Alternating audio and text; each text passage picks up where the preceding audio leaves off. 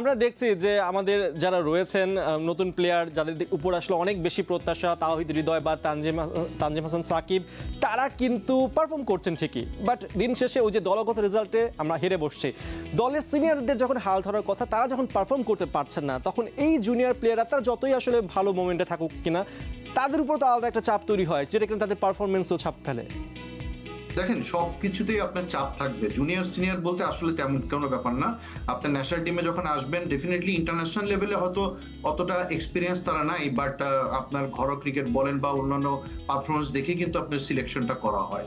আর সব থেকে বড় কথা যে অনেক জুনিয়র প্লেয়াররাও কিন্তু আপনাদের এখানে সুযোগ পায়, কিন্তু তারা কন্টিনিউ করতে পারে না। আজকে আমরা তানজিম সাকিবকে নিয়ে কথা বলছি, তামিমকে নিয়ে কথা বলছি, বাট এর আগেও কিন্তু অনেক নাইম শেখ এসেছে, আরো অনেকের ভালো ভালো আমরা ক্রিকেটের নাম এসেছে, কিন্তু তারা কিন্তু নিজেদের জায়গাটা ধরে রাখতে পারেনি। তো আমাদেরও কিন্তু প্লেয়ারদের শুধু সিনিয়রদের দোষ দিলেই চলবে না। যারা জুনিয়র বা নতুন যারা সুযোগ পাচ্ছে, তারাও কিন্তু পর্যাপ্ত পরিমাণে সুযোগটা কাজে লাগাতে পারছে না।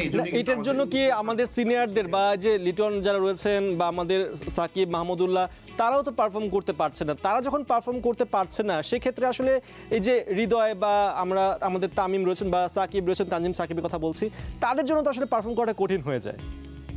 না, এখানে তো আসলে ওইটা তো আপনাকে বলতে পারবেন না যে ওরা পারফর্ম করছে না বিধায় তুমি পারফর্মটা করো না, এটা কিন্তু তা বলা হয় নাই। এটা তাদের রেসপন্সিবিলিটি, তারা পারফর্ম করতে পারছে না, তাদেরকে ওই জিনিসটাকে আরো বেশি কন্টিনিউ করা। তারা কিন্তু অনেক জায়গায় দেখবেন যে সেট হয়ে আউট হচ্ছে, আপনি লং ইনিংস কিন্তু খেলতে পারছে না। আপনি তানজিম সাকিবকে দেখেন, সে কিন্তু অনেক সুযোগ পাচ্ছে, তামিমকে দেখেন অনেক সুযোগ পাচ্ছে, কিন্তু ভালো স্টার্ট দিচ্ছে, কিন্তু আপনি দেখবেন যে বড় রান করতে পারছে না। তো এই হৃদয় মাঝখানে এসে 3টা ভালো ইনিংস খেলে, কিন্তু পরের 2টা ইনিংসে আবার কিন্তু সে চাপে পড়ে যায়। তো আপনাকে ওইটাও চিন্তা করতে হবে যে সিনিয়ররাও যখন আবার ভালো করে, তখন কিন্তু জুনিয়ররা ওই সাপোর্টটুকু যে যতটুকু দেওয়ার দরকার সেটাও দিচ্ছে না। এটা কিন্তু পুরোপুরি নির্ভর করে হলো আপনি কতটুকু ম্যাচের প্রতি আয়ত্ত নিয়ে আপনি ওই জায়গাটায় কনসেন্ট্রেশন করে আপনি বেটার পারফর্ম অবশ্যই।